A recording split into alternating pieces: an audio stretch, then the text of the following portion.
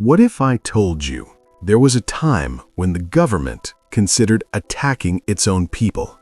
Not in a foreign land, not in a distant war zone, but right here at home. And the most shocking part? This isn't a conspiracy theory. It's real, documented, planned at the highest level. This is the story of Operation Northwoods. To understand how something like this could even exist, we need to go back to the 1960s.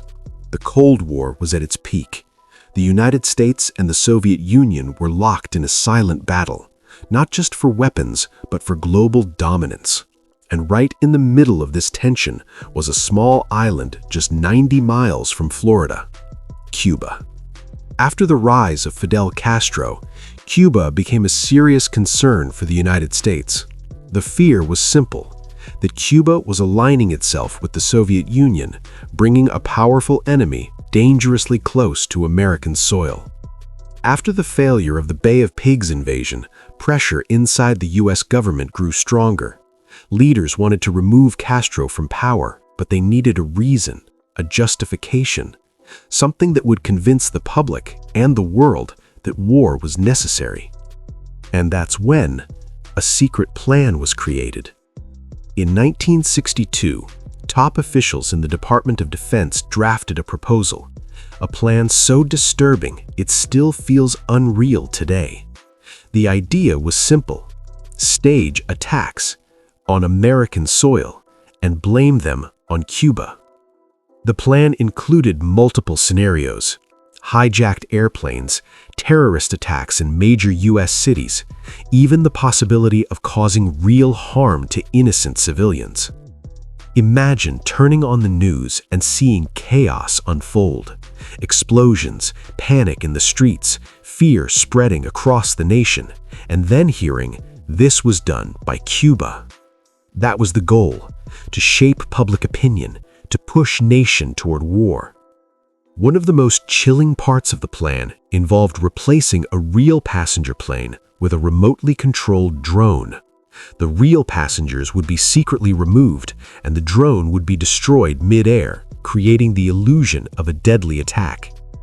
Everything would look real: the headlines, the footage, the tragedy, all carefully designed to tell a story that wasn't true.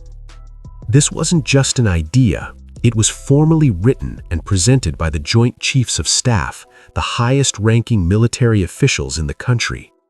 But there was one person who had the final say: the President of the United States, John F. Kennedy.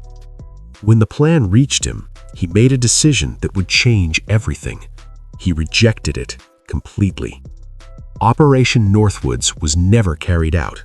The attacks never happened, and the plan was buried in secrecy.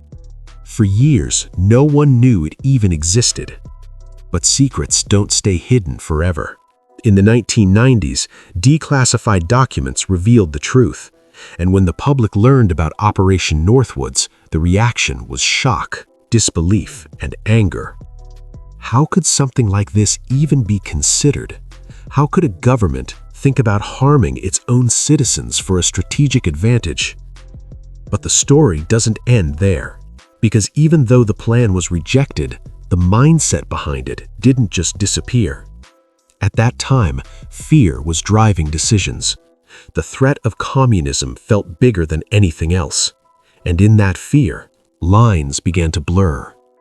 Inside the government, there were different perspectives. Some believed that extreme actions were necessary to protect the nation, while others